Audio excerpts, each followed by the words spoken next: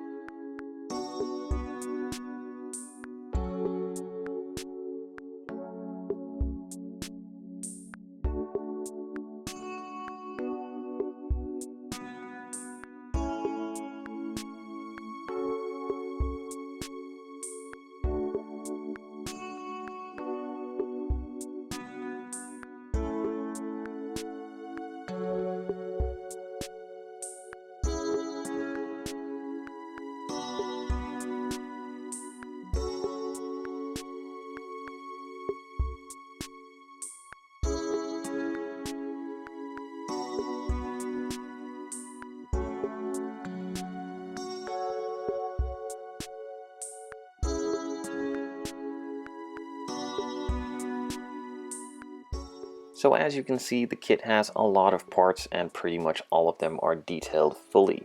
So with just a bit of paint and imagination, you can turn this thing into a super nicely detailed kit. With some more imagination, a bit weathering, a couple of decals and maybe some add-ons, it will turn into something fantastic.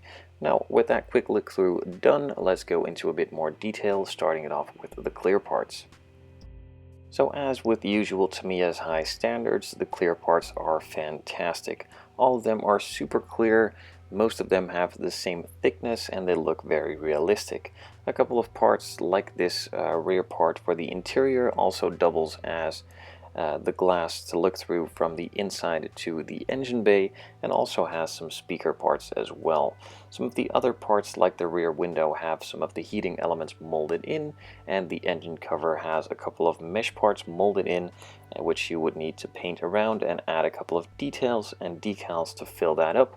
And if you have the time and patience, you can also just fully decal that out with carbon fiber, as that is an option on the actual car.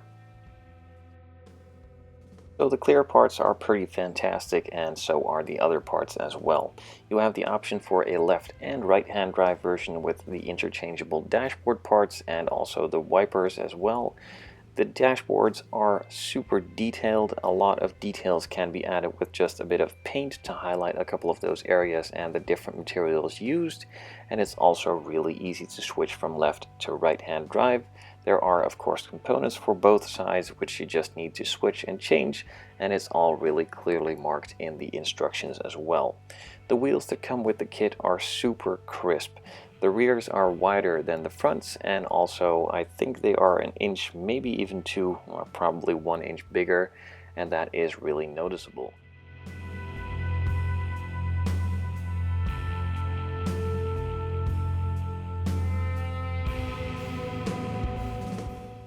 So a couple of sprues like this one are molded in black, and others like this one are molded in white. It doesn't really seem obvious to me why the one is molded in black and the other is molded in white, as all of the components are scattered all over the place.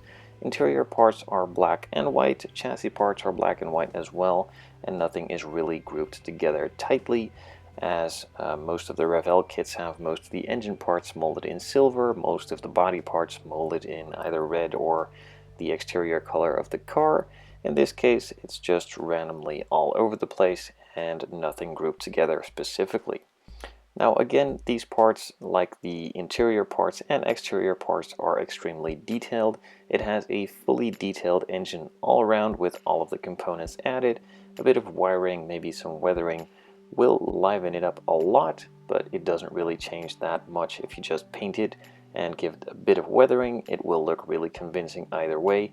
And most of the engine bay will be covered with the engine cover itself, so if you would like to spend some time on detailing it out, just go to some carbon fiber on the engine cover and not go fully detailing the engine, as nothing of that will pretty much be seen afterwards.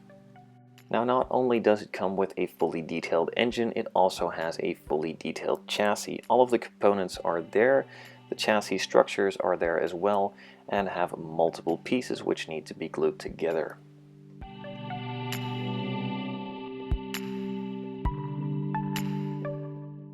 Now, like any other kit, this one comes with a chrome sprue as well. A lot of the components for the interior are a sort of semi-gloss chrome instead of the full chrome mirror chrome, and a couple of exterior parts like the door handles and the detail in the front grille are a fully chrome finish.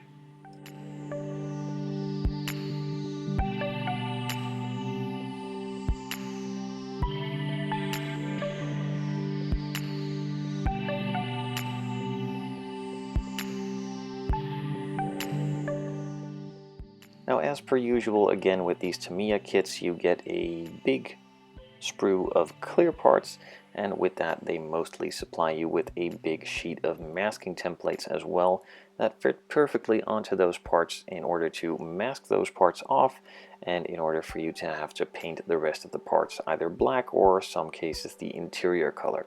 It has a nice decal sheet with a lot of the mesh parts that go on top of some of those clear parts, some nice interior decals, and also some exterior decals as well. Now, as I had shown in the beginning of the video, there were two sizes of wheels, the fronts and the rears. They have different widths and different sizes. That is shown really well with these tires as well. And of course, the standard polycaps. Most of the body is molded in one big giant white piece of plastic, has a couple of reinforcements into it in order for the roof not to buckle and the front bumper not to bend inwards, which are done really well by Tamiya and really well placed, so with a bit of cleaning up they are gone, but you did not run the risk of the body collapsing. Now, a couple of pieces like some of the rear trunk area and some of the side vents are molded separately to make it a lot easier for them to be painted, especially on those side parts as they go through the body and connect to the rear trunk piece, and that cannot be painted all that well with it molded in one piece, so luckily they molded that in a couple of separate pieces.